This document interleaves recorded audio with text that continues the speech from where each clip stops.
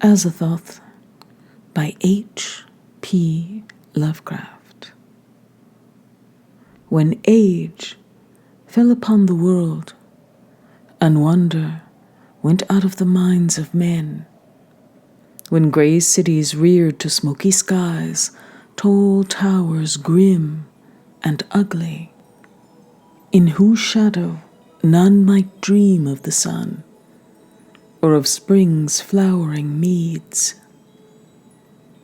When learning stripped earth of her mantle of beauty, and poets sang no more save of twisted phantoms seen with bleared and inward-looking eyes. When these things had come to pass, and childish hopes had gone away forever, there was a man who travelled out of life on a quest into the spaces whither the world's dreams had fled. Of the name and abode of this man but little is written, for they were of the waking world only, yet it is said that both were obscure.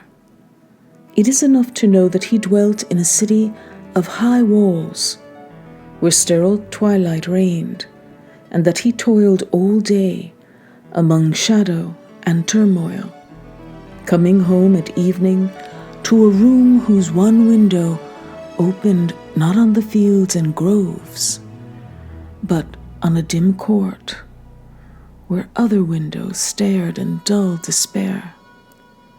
From that casement one might see only walls and windows, except sometimes when one leaned far out and peered aloft at the small stars that passed.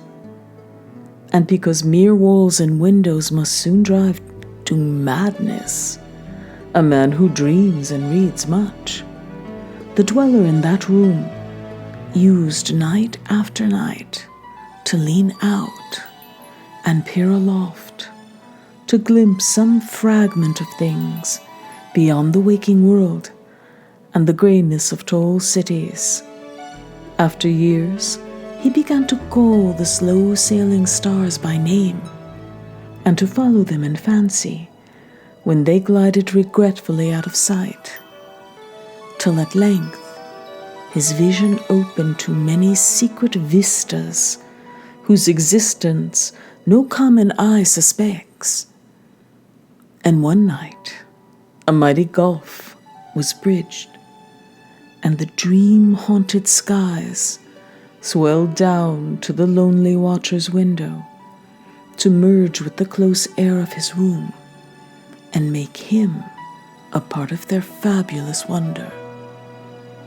There came to that room wild streams of violet midnight glittering with dust of gold, vortices of dust and fire, swirling out of the ultimate spaces and heavy with perfumes from beyond the worlds.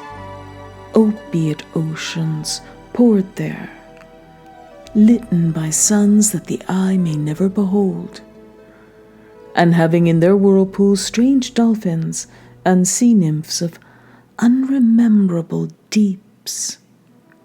Noiseless infinity eddied around the dreamer and wafted him away, without even touching the body that leaned stiffly from the lonely window. And for days not counted in men's calendars, the tides of far spheres bear him gently to join the dreams for which he longed, the dreams that men have lost. And in the course of many cycles, they tenderly left him, sleeping on a green sunrise shore.